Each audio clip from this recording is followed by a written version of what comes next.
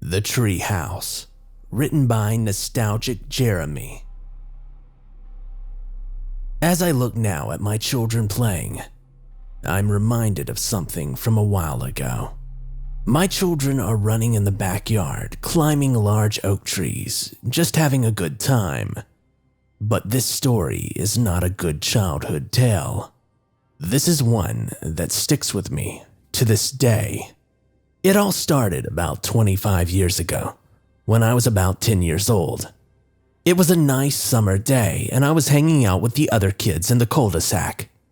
There was myself, my good friend Michael, Tyler, and Caleb. We four were sitting on the curb when our other friend Sarah showed up. Sarah was the one in our neighborhood who was more of an adventurer. She would go anywhere possible for a new challenge. At the time, she was the coolest girl I had ever known, as she was 2 years our senior. But she came to us that day with a story of her own to tell us. "Guys, want to see something cool?" she asked as we looked onward. Sure," Tyler responded. Sarah tells us to gather our bikes and to follow her. We do as we're told, and we begin our new adventure. None of us knew what the destination was, but we were excited. After what felt like an hour of biking, we arrived at a large wooded area. We parked our bikes and followed Sarah off the beaten path. "What are we looking for?" I asked, and she said nothing. We arrived at a tree, and she stops in her tracks. All four of us see a makeshift ladder made of boards nailed to the tree going upwards. Since Caleb was the best climber, he went up the boards to see what was there. "Holy crap!" he yelled down, and the rest of us joined him. Sarah went up first, followed closely behind Tyler, then Michael, and then myself. We arrived at the end of the ladder to see a large tree house. It was not a simple one either. Oh no, not at all. It was amazing and was clearly built by a crew of adults. "Isn't this amazing?" Sarah asked, our jaws agape. There was a staircase leading to the roof which overlooked our entire town. It was beautiful and breathtaking.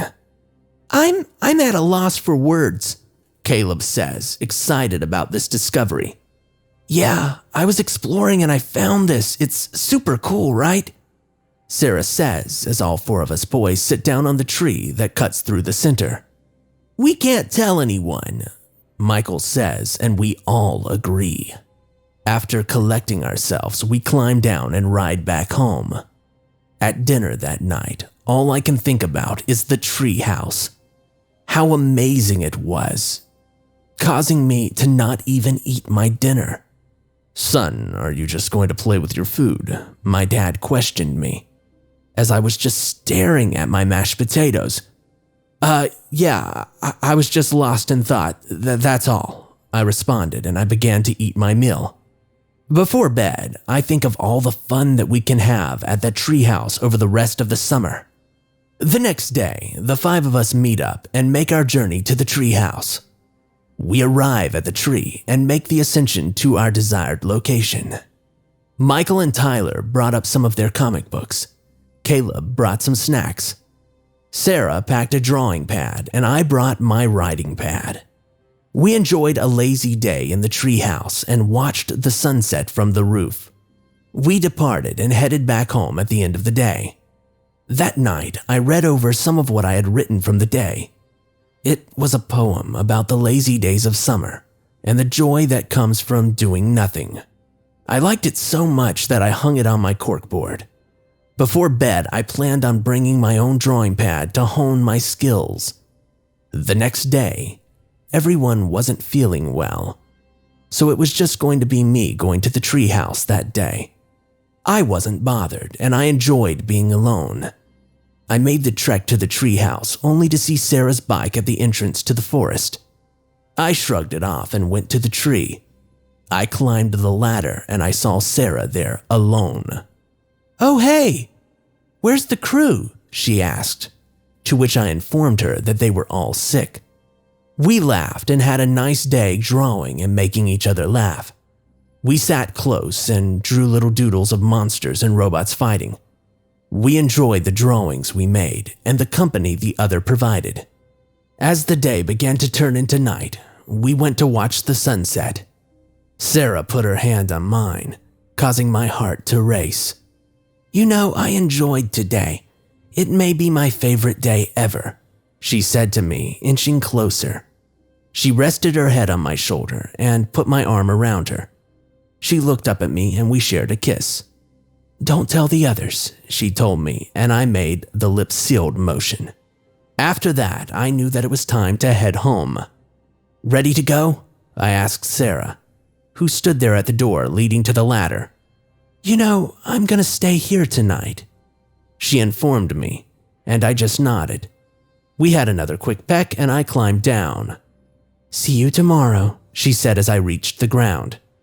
"I will. Have a nice night," I said back. That night, all I could think about was Sarah and the day that we shared together.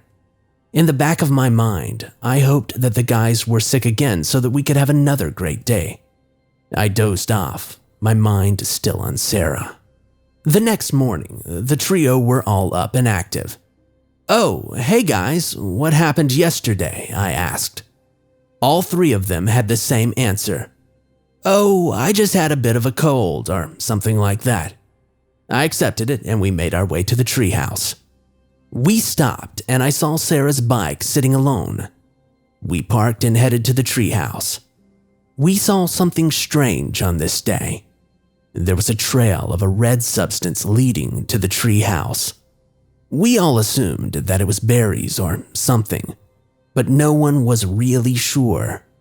As we arrived at the treehouse, we saw the same red liquid on the ladder leading up to the treehouse. Tyler, who was a smart kid, examined it closer. He called it. It was blood. "Why would there be blood here?" Michael asked, as Caleb looks upwards. Guys?" We look up to see a body hanging from the window. I climbed the ladder to get a better look, and it was Sarah. I screamed and nearly lost my grip. Upon closer examination, I saw what had happened. Someone had carved "Get Out" in her stomach and hung her from the window. I head up to the treehouse and I see the rope holding her in place. Thinking quick, I call out and have the others back up. I untie the rope from the spot and lowered her down. We see her body coated in blood. Her once white dress was now stained with the events of what happened the night prior. All four of us boys began to cry about the loss of our friend, and Caleb went to call for help. The rest of us stayed near her body, awaiting help. The cops finally arrived, and an ambulance followed close behind. The two paramedics took her body away as the cops questioned us. Since I was the last one to see her alive, I explained the events of the previous day. The second cop climbs up to the treehouse and finds Sarah's bag. In her drawing pad, the same message from her is written. They take it with them as they can track the writing. That night, we all headed back to our homes, still in shock over the events of the day. My parents held me close, telling me that everything would be okay. I sat on the curb and I cried my eyes out. Sarah's family came over from their house and they break down. They've lost their only child and they can't handle the pain. A funeral is held a week after her death. A somber event for sure. Her death is put in the papers and we are finally given an answer on what happened. The night that Sarah spent in the treehouse alone, a man arrived who built it. He was never there during the day, but slept there in the night. When he saw Sarah, he choked her and carved the message into her stomach and then wrote it into her sketch pad. After that, the treehouse was torn down and a memorial was placed at the base of the tree. Eventually, the forest was dubbed Sarah's Woods by the four of us. We would ride past it and begin to recall the memories of that fateful day. As the summer went on, we never ventured beyond our cul-de-sac. We would spend time together thinking about Sarah. When the school year began, we stayed good friends, but we weren't the same boys we were before. We had changed and never reverted back to our childlike sense of wonder ever again. The school was silent during the beginning of the year assembly as our principal discussed the event. It had become the talk of the town and had been an issue for a while. Years passed and the memory never faded of that day. Eventually, we began to drift apart. Michael had become a sports star and left us. Tyler moved away to a big city, and Caleb became a shut-in. I still wrote and drew well into my adulthood.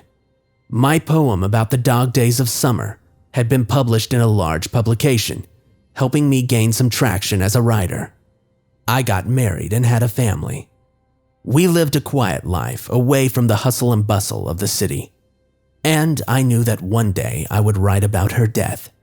Seeing my kids today brought back the memory. So I decided to write down my story. As I write this, I turn and look at the wall, and I see a framed copy of the drawings that we made on her last day.